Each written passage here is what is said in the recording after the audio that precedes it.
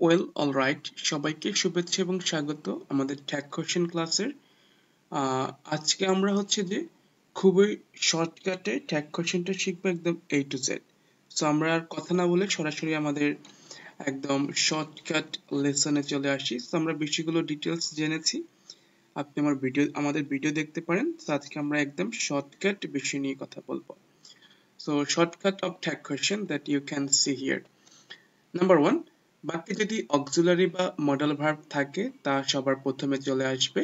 বাক্যে অক্সিলারি বা মডাল না থাকলে, অ্যাকশন ভার্ব থাকলে প্রথমে ডু, ডাজ, ডিড আসবে। ভার্বের সাথে অ্যাস বা ইয়েস থাকলে ডাজ, ভার্ব 1 হলে ডু এবং ভার্ব 2 হলে ডিড আসবে। Rana is a student, is আগে আসবে।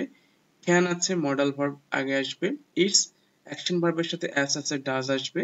ওয়েন্ট ভার্ব 2, ডিড আসবে। প্লে ভার্ব 1, ডু আসবে। এরপর বাক্যে নট থাকলে বাদ, না থাকলে নিয়ে আসবে। অর্থাৎ নট প্লাস থাকলে মাইনাস করে দিবেন, মাইনাস থাকলে প্লাস করে আনবেন। Rana is a student, not নেই, নট আনবেন ইজেন্ট। ক্যান নট আছে, নটটাকে বাদ দিয়ে দিবেন। দ্যাট মিনস প্লাস থাকলে এটাকে মাইনাস করে দিবেন, আর মাইনাস দ্যাট মিনস নেই, এটাকে টেনে আনবেন। সাবজেক্ট অনুযায়ী প্রোনাউন বসবে। পুরুষ হলে হি, মহিলা হলে শি, বস্তু হলে ইট, আর I, we, you, he, she, they, it থাকলে এগুলাই বসবে এখানে। তো দেখতে পাচ্ছেন রানা আছে, হি বসেছে, হি আছে, হি বসেছে, দে আছে, দে বসেছে, এবং শেষে অবশ্যই কোশ্চেন মার্কটা আপনাকে ব্যবহার করতে হবে। তো এই হচ্ছে আমাদের বেসিক নিয়ম। আমরা এবার দেখি, যদি বাক্যে আই এম থাকে তাহলে হয়ে যাবে এনটাই। আই এম আছে, এনটাই বা আরএনটাই। আই এম আছে, এনটাই বা আরএনটাই হয়ে গেছে।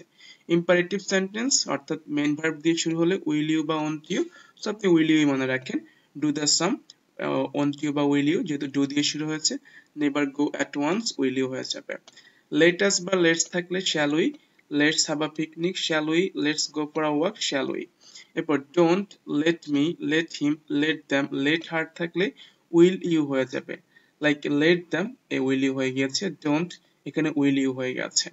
এরপর বাক্যে যদি প্রথমে প্লিজ বা কাইন্ডলি থাকে, উইল ইউ বা ক্যান ইউ, আমরা উইল ইউ ব্যবহার করবো যেহেতু আগে উইল ইউ ব্যবহার করে আসছি।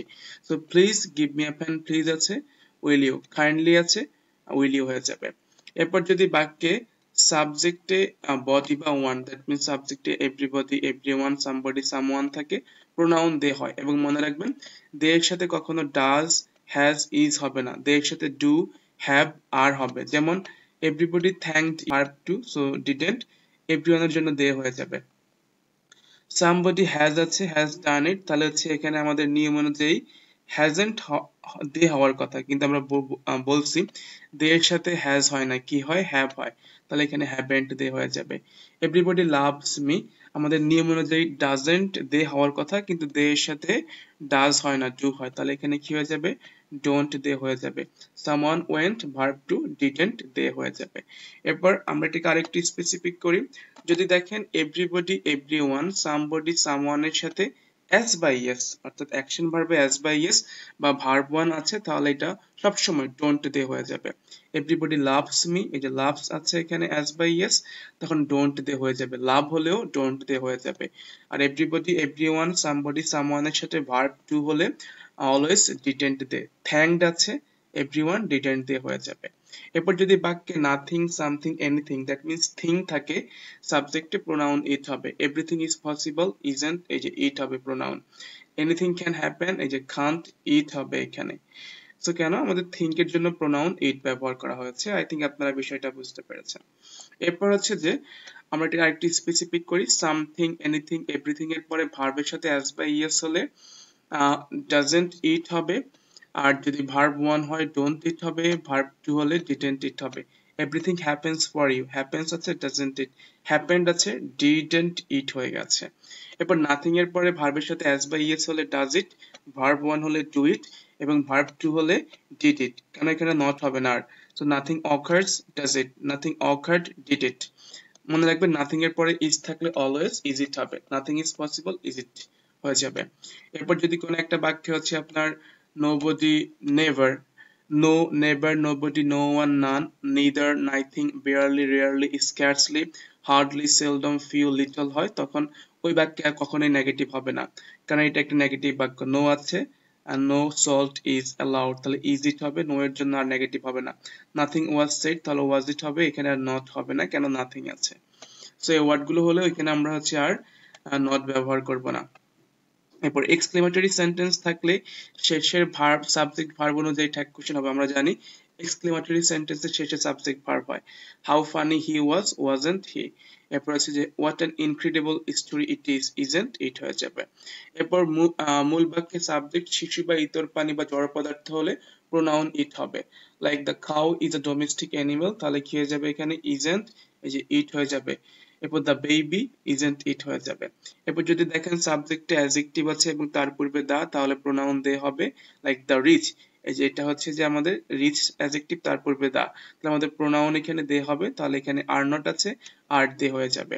এরপর যদি ইউজ টু থাকে তাহলে ডিডেন্ট হবে ট্যাগ কোশ্চেনে, ইউজ টু আছে ডিডেন্ট, অট টু থাকলে অটেন্ট, হ্যাভ টু থাকলে ডোন্ট হবে, হ্যাজ টু থাকলে ডিডেন্ট হবে, হ্যাড টু হলে হচ্ছে দুঃখিত, হ্যাজ টু হলে ডাজেন্ট হবে, হ্যাড টু হলে ডিডেন্ট হয়ে যাবে।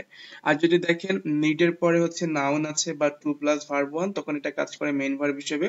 Do not, does not, did not বসতে পারে। আই নিড আ বুক, এই যে ডোন্ট আই হবে, এখানে নাউন আছে। হি needs to plus verb one আছে, তাহলে এখানে ডাজেন্ট হয়ে যাবে। আর যদি নিডের পরে ভার্ব ওয়ান হয় তখন এটা হবে মডাল ভার্ব, তখন নিড হয়ে যাবে নিডেন্ট, সেখানে এটা হয়ে যাবে নিডেন্ট হয়ে যাবে এখানে। এরপর আমরা যদি প্রোনাউন দেখি, এখানে প্রোনাউনটা I, we, you, he, she, it, they থাকলে প্রোনাউন ওইটাই হবে। হিয়ার দিয়ার ওয়ান থাকলে হিয়ার দিয়ার ওয়ান হবে। রহিম থাকলে হি, রহিমা থাকলে শি, দ্যাট মিন্স পুরুষ হলে হি, মহিলা হলে শি। অল অফ আস থাকলে উই, অল অফ দ্যাম থাকলে বা ইচ থাকলে দ্যাম হয়ে যাবে। আর এভরি, দুঃখিত, দে হয়ে যাবে, এভরি থাকলেও দে হয়ে যাবে। এরপর আ ম্যান, আই স্টুডেন্ট হলে হি হবে। মুন, রিভার, কান্ট্রি, রিভার হলে প্রোনাউন শি হবে। কোন একটা বস্তু হলে স্কাই, লাইফ, এক্সামিনেশন, মোবাইল হলে প্রোনাউন ইট হবে। আর দিস থাকলে, দিস বা দ্যাট থাকলে প্রোনাউন ইট, এবং দিস বা দোজ থাকলে প্রোনাউন দে হবে। এরপর হচ্ছে I hope, I think, I know, I guess, I feel, এগুলা হচ্ছে যে কোনো একটা বাক্যে যদি থাকে এর পরের অংশে ট্যাগ কোশ্চেন করতে হয়। I think he is a doctor, তাহলে আপনাকে এটা ট্যাগ কোশ্চেন করতে হবে ইজন্ট হি। এরপর হচ্ছে I hope, I think, I know, I guess এর পরে দ্যাট থাকলে আপনাকে ওয়ার্ডটারই ট্যাগ কোশ্চেন করতে হবে, ডোন্ট আই হয়ে যাবে। আর যদি একটা বাক্যে দুটো বাক্য থাকে ফুল স্টপ দিয়ে, শেষ বাক্যে ট্যাগ কোশ্চেন করতে হবে। এই হচ্ছে শর্টকাট। আই থিঙ্ক আপনি সহজ করে বুঝতে পেরেছেন, আর কখনোই আপনার ট্যাগ কোশ্চেনের সমস্যা হবে না। ধন্যবাদ যুক্ত হওয়ার জন্য।